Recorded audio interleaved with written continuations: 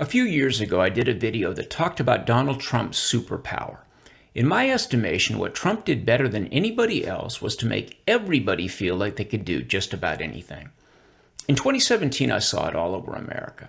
The whole center and south of this country seemed to be vibrating with productive energy as Trump's policies took hold. With Trump at the helm, doing big things seemed like the order of the day.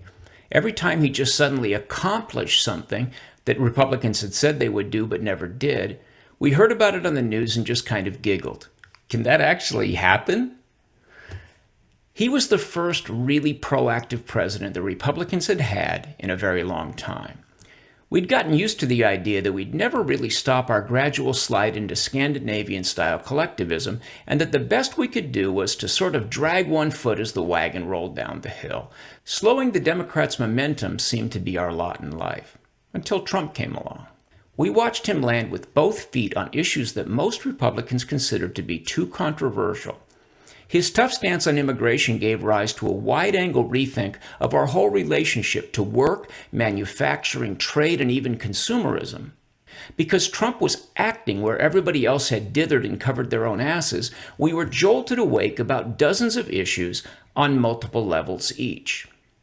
Unfortunately, Trump's just do it mentality inspired his opponents as much as his supporters.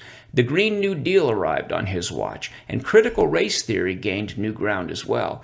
But perhaps the most aggressive changes took place in left-biased media. CNN had already been leaning left, but during Trump's tenure, they dropped all pretense of objectivity and became a propaganda network. Since his presidency ended, our team has been divided and even hostile, largely because of what happened in Georgia. Trump's charges of corruption in the voting system there probably cut Republican voting enough to cost us the Senate. Some of us were pretty pissed off about that. Others were pissed off at us for not accusing Georgia of covering up voter fraud. But due to recent events culminating at a press conference Saturday, we've started to put aside our differences. And ironically, the Republicans reuniting us are the very same guys who were at the center of Georgia's disputed outcome in November. The way that those leaders pulled together and held their ground then contributed to our division. Strangely, the same men standing up to new charges of vote tampering, this time from the left, are bringing us back together. Life is funny, eh? The press conference held over the weekend was the new model. Call it Trump 2.0. It was everything that our party needs to be now. Tough, determined, fully informed, and ready to slap down false accusations as quickly as they arise. The Georgia gang's approach is reminiscent of Trump in many ways. They are boldly taking on something that Republicans have long dithered over and just getting it done. But their approach avoids the problems we saw over the last few years. Where Trump was often a lone wolf, the Georgians worked together as a team, and where Trump's shoot-from-the-hip communication style often provided the opposition with ammo, Kemp's people make their case passionately, but carefully. They may not have Trump's magnetism, but they make up for it with plenty of grit and a palpable sense of moral resolve. Nobody is better positioned to bring us together than Governor Brian Kemp.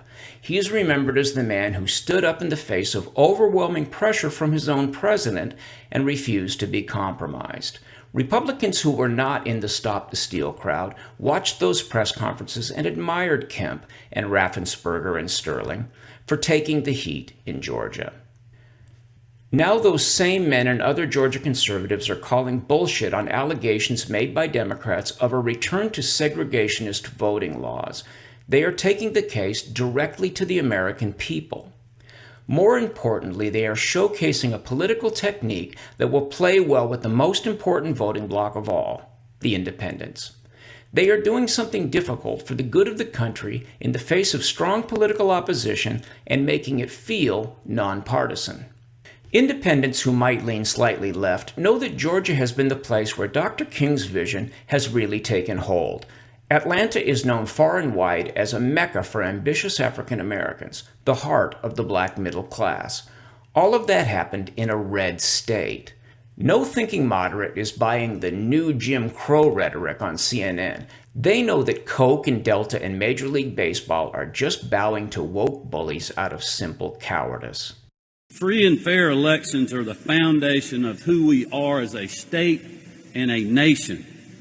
secure, accessible, fair elections are worth the threats. They are worth the boycotts as well as the lawsuits.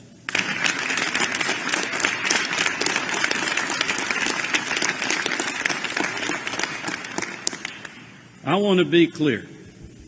I will not be backing down from this fight, and neither are the people who are here with me today. We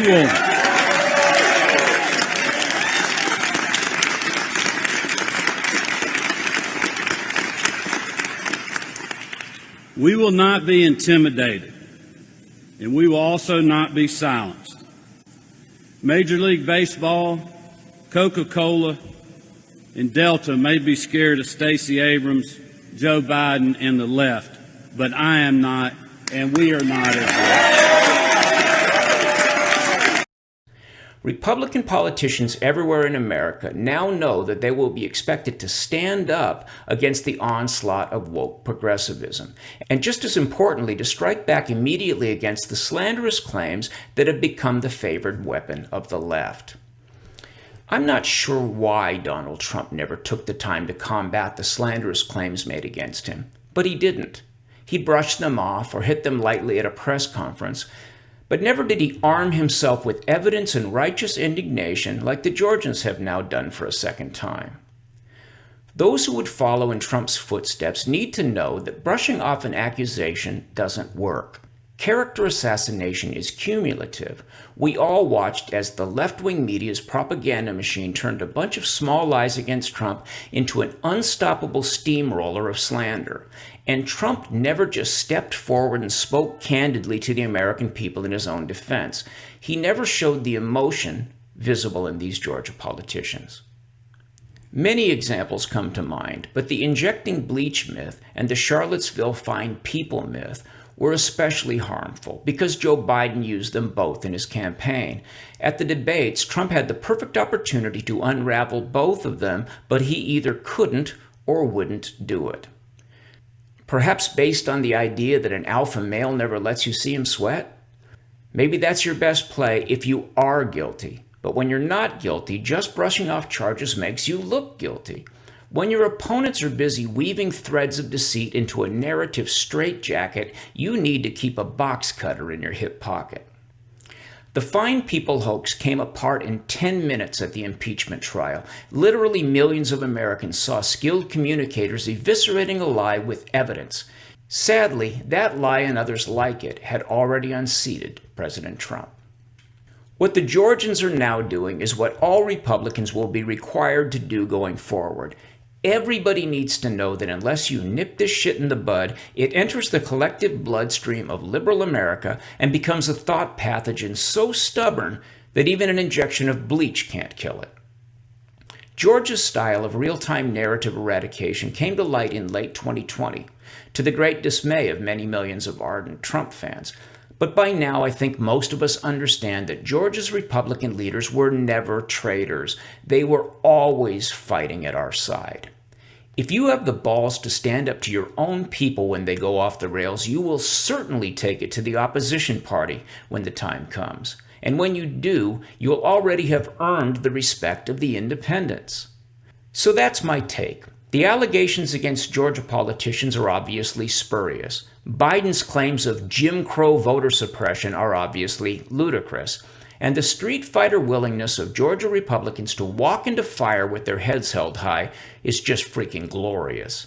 This is who we need to be. Thanks for letting me weigh in from my borrowed space in Southern Oregon. Leave your comments below, and I'll check in again soon.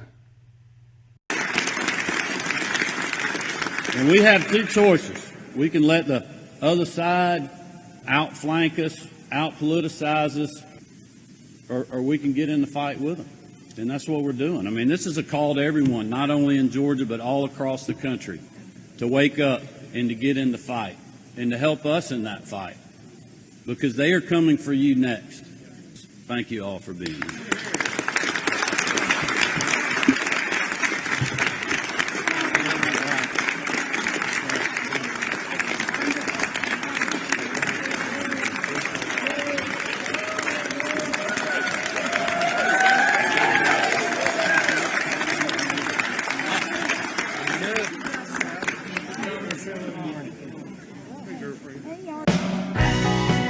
Thanks for watching. If you like this video, subscribe to our channel and then click the little bell to get notifications.